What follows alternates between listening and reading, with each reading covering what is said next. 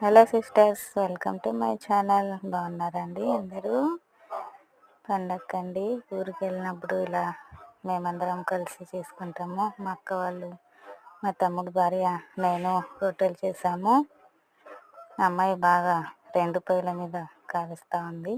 మంచిగా బాగా అనిపించింది. మేము ఇలా హ్యాపీగా చేసుకుంటామండి అందరం కలిసి. ఇంకొక అక్క వాళ్ళు, పెద్దక్క, మూడో అక్క మటన్, చికెను, కలర్ రైస్ చేశారు. మేము రొట్టెలు చేసాము, వాళ్ళు కలర్ రైస్, అన్నము, చికెను, మటన్ చేశారండి. చాలా బాగా కుదిరినాయి అన్నీ.